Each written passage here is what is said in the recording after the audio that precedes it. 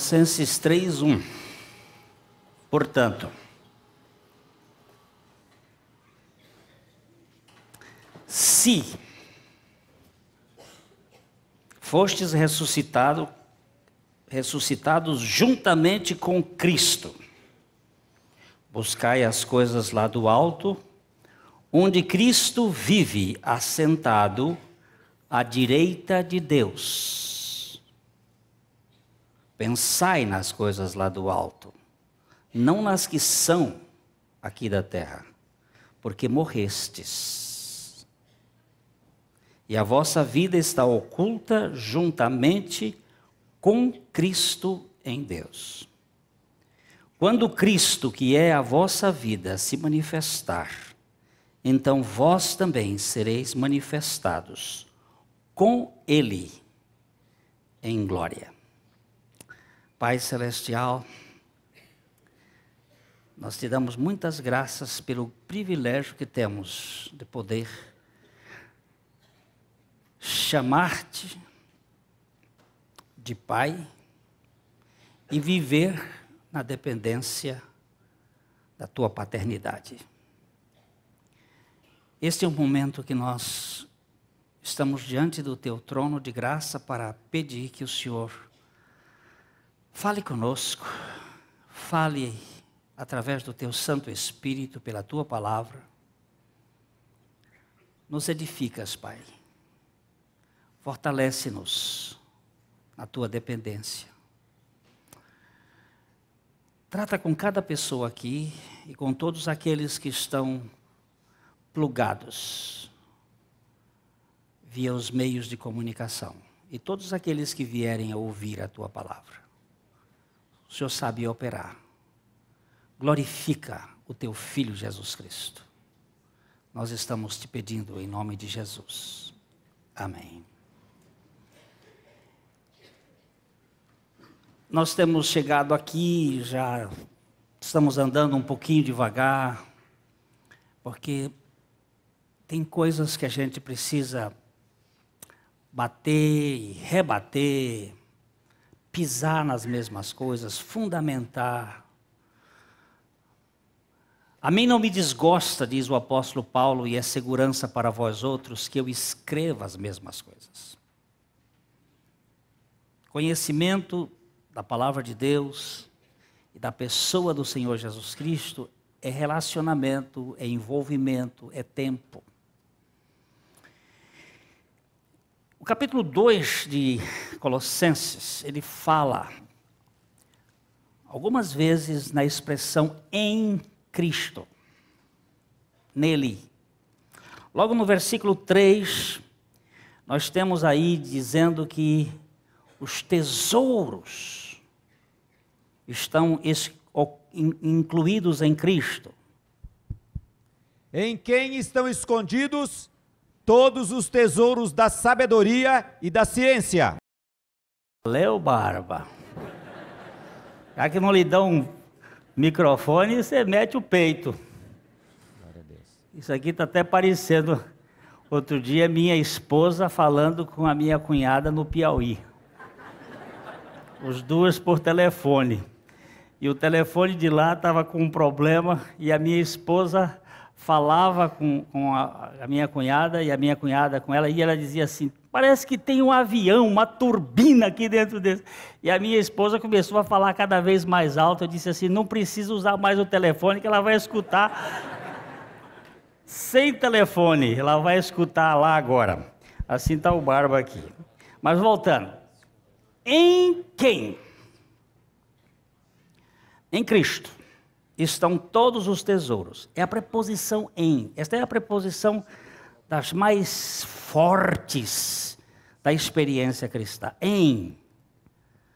Tudo que Deus tem para nós, ou é em ou é com. Em Cristo estão os tesouros. Vamos dar uma olhadinha outra vez. Vamos ver se agora já deram um microfone bom para você, fiel. Verso 5. Porque ainda que esteja ausente quanto ao corpo, contudo em espírito, estou convosco, regozijando-me e vendo a vossa ordem e a firmeza da vossa fé em Cristo. Em Cristo, a firmeza da fé. Os tesouros estão em Cristo, a firmeza da fé está em Cristo. Olha ele mostrando aqui a preposição em. Um pouquinho mais na frente, no verso 6. Como, pois, recebeste o Senhor Jesus Cristo, assim também andai nele. Esse nele é em ele. Estais em ele, nele. Nós devemos andar nele. Um pouquinho mais à frente, no verso 7. Arraigados e edificados nele e confirmados na fé, assim como fostes ensinados, crescendo em ações de graças. Nele. Arraigados, alicerçados nele. Nele. Radicados, nele edificados. O versículo 9. Porque nele habita corporalmente toda a plenitude da divindade. Agora melhorou mesmo, hein? Nele, até que enfim. Nele habita, nele estão os tesouros, nele habita todos os tesouros, mas nele habita a plenitude, corporalmente a plenitude da divindade. Veja o verso 11. No qual também estáis circuncidados com a circuncisão não feita por mãos no despojo do corpo da carne, a circuncisão de Cristo. Como é que começa aí a sua versão? No qual Também, né? Também. A minha versão diz, nele também foste circuncidados. Nele. Esse no qual é em o qual. Nele. Quando chega aí, no versículo 12, ele muda de preposição. Ele sai de tudo nele e passa para a preposição sin. De eis e en para sin. Sin é com. Agora veja o verso 12. sepultados com ele no batismo, nele também ressuscitastes pela fé no poder de Deus, que o ressuscitou dos mortos. Olha, a palavra que aparece aqui é tendo sido sepultados juntamente com ele. Tudo Deus tem para nós nele. E Deus nos inclui nele para que nele nós tenhamos juntamente com ele toda a obra da graça de Deus. Então vamos aqui seguir a sequência que Paulo vai dando. Verso 13.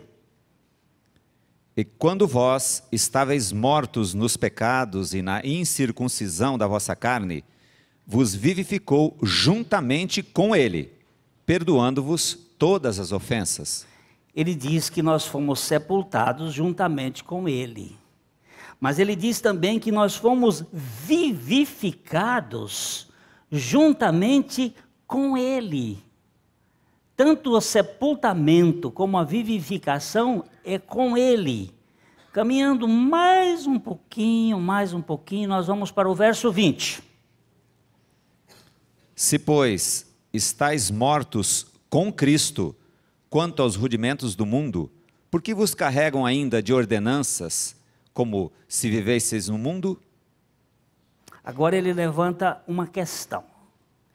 Vocês foram sepultados, vocês foram vivificados com Cristo. Agora, se morrestes juntamente com Cristo, por que vocês estão se deixando ser dirigidos por mandamentos e leis e rudimentos do mundo?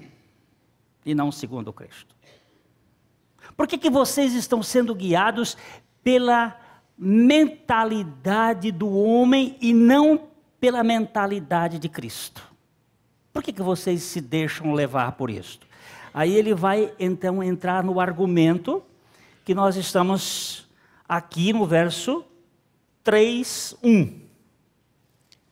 Portanto, se já ressuscitastes com Cristo, buscai as coisas que são de cima, onde Cristo está assentado à destra de Deus. Agora ele diz, se morrestes, precisava ser ressuscitado. Se ressuscitastes com Cristo, agora buscai as coisas de cima. E ele faz uma contrapartida com os rudimentos do mundo, ou as coisas da terra, as coisas do mundo. Então temos dois níveis, o nível de cima e o nível de baixo. No Evangelho de João, no capítulo 8, no verso 23, o Senhor Jesus Cristo fala destas duas identidades. Nós nascemos neste mundo pertencentes a esta camada cá de baixo, mas ele vem de cima. Então temos dois pontos aqui, as coisas cá de baixo, do andar de baixo, e as coisas do andar de cima. Veja bem como é que ele coloca aqui no capítulo 8, verso 23 de João. E dizia-lhes: vós sois de baixo, e eu sou de cima. Vós sois deste mundo, e eu não sou deste mundo. Ele disse, vós sois de baixo. Mas não é só o judeu que é de baixo. Todo mundo que nasce aqui na terra é de baixo. Nasce com uma mentalidade. A mentalidade terrena. Das coisas terrenas, do mundo terreno. Então nós temos esta cultura e esta influência do pensamento aqui e agora. Agora, ele está falando, se ressuscitastes com Cristo, primeiro buscai as coisas que são de cima. Para que isso aconteça, é preciso haver um milagre de mudança, de postura e de identidade da pessoa de baixo para se tornar uma pessoa de cima. Então, quando Jesus falou com Nicodemos, que era um religioso, que as traduções usam a expressão nascer de novo, na verdade, o texto no original, quando ele fala ali, ele fala de nascer do alto, nascer de cima, nascer de Deus, nascer de cima. Vamos ler lá João 3,3, que é um texto básico para a compreensão disto. Buscar as coisas do alto precisa ter passado por uma mudança, uma estrutura de transformação entre as coisas da terra e as coisas de cima. Jesus respondeu e disse-lhe: na verdade te digo, que aquele que não nascer de novo não pode ver o reino de Deus. Então, essa expressão nascer de novo quer dizer não nascer de cima, não nascer do alto, não nascer de Deus. O que é nascido da carne, Jesus explicou, é o quê? É carne, é terreno. O primeiro homem foi feito alma vivente, e esse primeiro homem é terreno, e todos os homens aqui da terra são terrenos, e têm uma mentalidade terrena. Isto é 1 Coríntios capítulo 15, nós vamos lá rapidinho, correndo, porque a gente tem que andar ligeiro. 1 Coríntios capítulo 15, nós vamos pegar os versos 45 e vamos ler até o verso 49. Assim está também escrito: o primeiro homem, Adão, foi feito em alma vivente, o último Adão em espírito vivificante. Mas não é primeiro o espiritual, senão o animal, depois o espiritual. O primeiro homem da terra é terreno, o segundo homem, o Senhor, é do céu. Qual o terreno, também são os terrenos, e qual o celestial, também os celestiais. Assim como trouxemos a imagem do terreno, assim traremos também a imagem do celestial. Eu não sei se pode ser mais claro. O primeiro homem da terra, o primeiro homem, Adão, foi feito alma vivente. O último Adão, espírito vivificante. Olha que coisa mais interessante. Você tem uma fila. Depois do último da fila, quem tem? Acabou a fila. O último, acabou a fila. O primeiro homem da terra foi feito alma vivente. O último Adão foi feito espírito vivificante. Mas para passar de espírito vivificante, de alma vivente para espírito vivificante, ele teve que passar por uma obra. Esta obra da encarnação de Cristo. Cristo precisou encarnar-se no homem. Mas não somente isso, Cristo precisou ir para a cruz. A cruz não é um acidente na vida de Jesus. A cruz não foi projeto de Pilatos, não foi projeto de judeu, não foi projeto humano. A cruz é um projeto de Deus. Na cruz está estabelecido o poder de Deus. Cristo precisava ir lá. Por quê? Quando ele foi lá, o Pai fez cair sobre ele a iniquidade de nós todos. E precisava um julgamento. Um tratado de Deus para que nós fôssemos incluídos naquele pacote, com Cristo. Então, naquele momento em que Jesus estava lá na cruz, ele estava sendo o último Adão. E quando ele ressuscitou, ele veja o verso 46, Valdir. Mas não é primeiro o espiritual, senão o animal, depois o espiritual. Não é primeiro o espiritual, senão o animal. Depois o espiritual. Veja o verso 47. O primeiro homem da terra é terreno. O segundo homem, o Senhor, é do céu. Segundo homem. Ele não falou em segundo Adão. Ele falou em primeiro homem Adão e último Adão. E fala agora de segundo homem, na ressurreição. É a nova mentalidade que está surgindo, a mentalidade de cima, que é o que ele vai explicar. O primeiro é terreno, o segundo é do céu. Mas o que é mais importante? O 48 e o 49 explica tudo. Qual o terreno, tais são também os terrenos. Tal? Qual? Tais terreno, tal o terreno? Tal terreno, tais terrenos. Agora veja. E qual o celestial, tais também os celestiais. Tem alguma confusão aí? Trouxemos a imagem de Adão, mas em Cristo houve uma mudança. Veja o verso 49. E assim como trouxemos a imagem do terreno, assim traremos também a imagem do celestial. Traremos. Assim como trouxemos, traremos ou trazemos a imagem do celestial. Homem de baixo, homem de cima. Jesus se tornou um homem de baixo quando ele se encarnou, mas ele não era de baixo. Mas ele tomou a natureza do corpo da carne sem pecado, ainda que enferma pelo pecado. Na cruz ele tomou os nossos pecados, tomou a nossa iniquidade, morreu a nossa morte, com ele nós fomos incluídos, e ele ressuscitou. E agora nos outorga uma nova mentalidade, a mentalidade de cima. Por isso ele diz, pensai nas coisas que são do alto, não nas que são aqui da terra. Porque ele diz, porque morrestes, e a vossa vida está oculta juntamente com Cristo em Deus. Onde está a nossa vida? Com Cristo em Deus.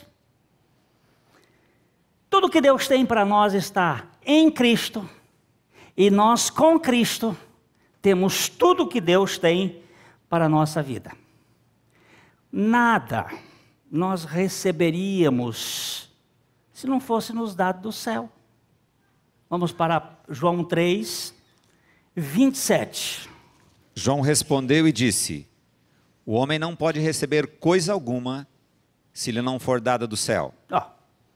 Não tem jeito, se não for dada do céu, ele não pode receber coisa alguma. Na vida espiritual isso é muito claro. Quando Jesus estava sendo julgado, Pilatos disse assim, eu tenho autoridade para matar você, para soltar você. Jesus disse assim, você não tem autoridade nenhuma se não fosse dado do alto. O meu reino não é deste mundo. Se o meu reino fosse deste mundo, haveria os seus ministros que iriam me defender. Mas o meu reino não é deste mundo. Não fique pensando que o que você tem na sua vida espiritual ou na realidade espiritual é produto do seu trabalho. É graça de Deus, é dado do céu. É dado do céu. Nada, absolutamente nada nós podemos ter que não tenha sido dada por Deus. Nós temos isso claramente em Tiago, capítulo 1, verso 17. Toda boa dádiva e todo dom perfeito vem do alto, descendo do Pai das luzes, em quem não há mudança nem sombra de variação. Olha só, eu me dou a este luxo de entender esse texto dentro da minha pequena compreensão. Para mim, a dádiva de Deus é Cristo. E para mim, o dom de Deus é o Espírito Santo. Toda boa dádiva, a dádiva boa, vem de Deus, vem do Pai das luzes. Deus enviou duas pessoas são enviadas do céu para essa terra e para fazer a obra aqui na terra. Primeira dádiva, porque Deus amou o mundo de tal maneira,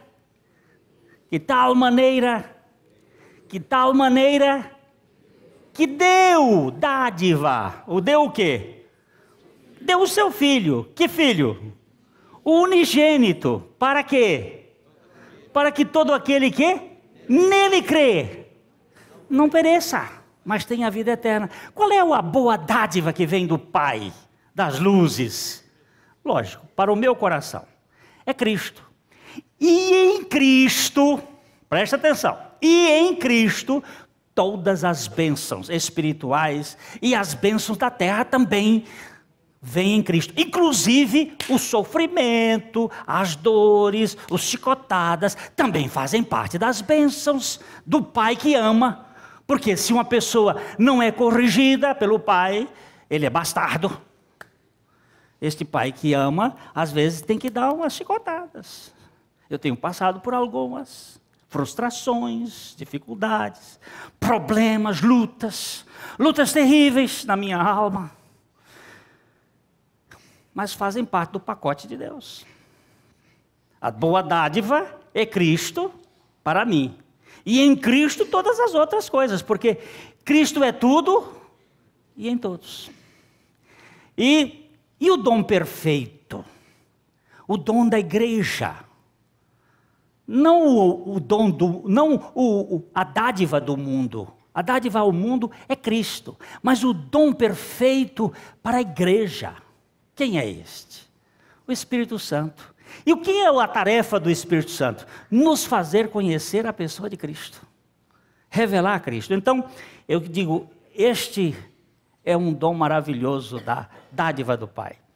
Ele, lá de cima, nos deu Cristo, nos deu o Espírito Santo, e em Cristo nos dá um novo nascimento, nos dá uma vida nova, nos dá uma nova mentalidade, para pensarmos da maneira de cima, não na maneira de baixo. A maneira de baixo é, quando você vê um problema, você fica apavorado. Quando você está diante de uma dificuldade, você diz, não tem solução. Mas quando você tem a mentalidade de cima, que você vê um problema, você diz assim, olha, eu posso todas as coisas naquele que me fortalece. Em tudo somos atribulados, porém não desanimados. Por quê? Porque é uma mentalidade diferente. Eu não sou vítima. Eu sou filho escolhido de Deus, não filho excluído de Deus. Filho escolhido por Ele. Sou filho dEle. Tem problemas? Muitos. Mas Ele não vai me deixar, Ele não vai me abandonar. Ele deixou assim, olha... O filho dele disse para os seus discípulos assim, eu vou para lá, vou mandar o Consolador para ficar com vocês para sempre. E eu quero dizer para vocês que eu vou estar com vocês todos os dias, até a consumação dos séculos. Ele afiançou isto. Então, Eu vou ter dificuldades, mas não vou ter a ausência dele, ele está presente. Uma outra coisa que nós precisamos entender é que quando ele faz essa mudança de mentalidade, essa mudança da nossa mente, transformai-vos pela mudança da vossa mente, que eu gosto de dizer assim, sede transformados pela mudança da vossa mentalidade, para que experimenteis qual seja boa, agradável e perfeita vontade de Deus. Prefiro muito mais a voz passiva do que a voz média, mesmo porque eu não posso me transformar pela renovação do meu entendimento às custas da minha própria capacidade, mas sim pela graça de Deus. Então, dentro deste aspecto, eu sei que eu tenho uma sabedoria que é diferente. Tem dois tipos de sabedoria. Tem a sabedoria cá de baixo e tem a sabedoria lá de cima. Vamos para Tiago, ainda aí em Tiago, no capítulo 3. Primeiro nós vamos ler o verso 15. Essa não é a sabedoria que vem do alto, mas é terrena, animal e diabólica. Qual será essa sabedoria que é terrena, animal e diabólica? Leia um pouquinho para trás. Verso do 13. Quem dentre vós é sábio e inteligente, mostre pelo seu bom trato as suas obras em mansidão de sabedoria. Mas se tendes amarga inveja e sentimento faccioso em vosso coração, não vos glorieis nem mintais contra a verdade. Essa não é a sabedoria que vem do alto, mas é terrena, animal e diabólica. Olha aí, a sabedoria cá de baixo, ela tem duas características. Quais são as duas características? Animal e diabólica. Ela é animal e diabólica, mas antes um pouquinho ele disse. Amarga inveja e sentimento faccioso. Inveja amargurada. Se você tem dor de cotovelo, essa sabedoria é daqui da terra. Você pode ser o maior sábio do mundo, mas tem dor de cotovelo? Compara-se com alguém e fica com mágoa? É daqui da terra. Qual outra característica? Sentimento faccioso. Facção. Facção é aquela coisa de fazer disputa. Quem é melhor, quem é o partido. Qual é a melhor igreja? Ontem eu fui participar de um casamento. E pela graça de Deus, o Senhor usou a palavra naquele casamento. Logo em seguida, uma senhora muito distinta virou para mim e disse: qual é a sua igreja? Digo, até agora estou sem. Ainda estou na igreja do Senhor. E aí ela disse assim: mas onde você se reúne? Então eu disse: nós nos reunimos em tal lugar assim. Então ela disse: eu gostaria de conhecer. Será muito bem-vindo. Mas eu quero dizer para você que não é o fato de alguém pertencer a um sistema religioso, mas o fato de ter sido alcançado pela graça de Deus em Cristo, de ter sido revelada a pessoa de Cristo. Nós temos uma nova mentalidade, uma nova sabedoria. A sabedoria que vem do céu não faz facção, não faz partido, não fica querendo achar quem é melhor, quem é melhor, quem é melhor. Não tem. Não tem. Tem Cristo. Tem Cristo. Agora vamos ver como é a sabedoria do alto. O verso 17. Mas a sabedoria que vem do alto é primeiramente pura, depois pacífica, moderada, tratável, cheia de misericórdia e de bons frutos, sem parcialidade e sem hipocrisia. 7 coisas contra 2. A sabedoria lá do alto é diferente da sabedoria cá de baixo. A sabedoria lá do alto, primeiramente, vamos ver se a gente grava bem isso aqui. Primeiramente, ela é pura. Ela não tem mistura. Ela não tem jogo, ela é pura. Ela é santa. Ela é limpa. Sabedoria lá do alto. Em segundo lugar, ela é geradora de paz. Contra a facção do outro lado, ela é geradora de paz. Ela é pacífica. Em terceiro lugar, ela é moderada. Algumas versões diz indulgente. Outra versão diz tratável. É a outra, né? Indulgente. É isso mesmo, indulgente. A outra, tratável ou amável. A outra, cheia de misericórdias e bons frutos. É um pacote só. Cheia de misericórdia e bons frutos. A outra, sem parcialidade, imparcial, não tem facção. E depois, sem fingimento, sem hipocrisia. Esta é a sabedoria lá do alto.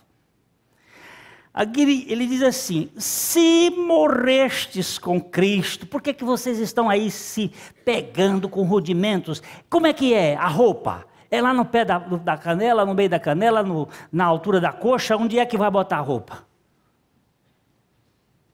Isso é doutrinas humanas. Como é que é? Tem que botar ruge? Ainda tem ruge? Não tem mais. Blush. Ainda tem blush? Blush. Aí. Ainda todo tempo de ruge. Que coisa mais arcaica. O que vai botar? Meu amigo, você vai ser dirigido, governado, conduzido pelo Espírito da graça. E vai ver aquilo que convém ou não convém, de acordo com a graça de Deus. Lógico que há equilíbrio. Eu vou contar. Nós tínhamos uma pessoa que vinha aqui antigamente, uma moça extremamente bonita, com um corpo muito aperfeiçoado. E essa é boa? Mas ela se vestia com uma certa insinuação. E os homens de carne e osso, que nós vamos continuar vivendo neste mundo, na carne. Um dia um disse assim: pastor Glenn, que foi, irmão, tem piedade de nós. E o que está acontecendo? Aí me contaram. Então eu fui, com muito jeito, convidei-a para conversar. E disse: filha, Deus lhe deu alguns atributos que são bastante enriquecedores. Só que nós vivemos num mundo onde os seres mortais sofrem. Eu pediria que você, por graça e por misericórdia, ajudasse algumas pessoas como eu e tantos outros a não termos essas tentações vulgares. O que está acontecendo, pastor? Eu digo que você ainda não entendeu a minha linguagem, então eu tenho que ser mais claro. Aí eu tive que ser mais claro. Eu disse: você poderia se compor um pouco mais? Ela disse: pastor, eu não estava sabendo. Tá bom, você não está sabendo, mas fique sabendo aqui. E na semana seguinte ela veio tão bem vestida, não é? Eu sei que outros devem ter ficado frustrados, mas o fato é que ela nos ajudou bastante. Eu quero que você entenda que é preciso a sabedoria lá do alto para dirigir estas coisas sem legalismo, sem imposição. Tem essa expressão aí que ele usa quando ele diz aí é a terceira, quarta.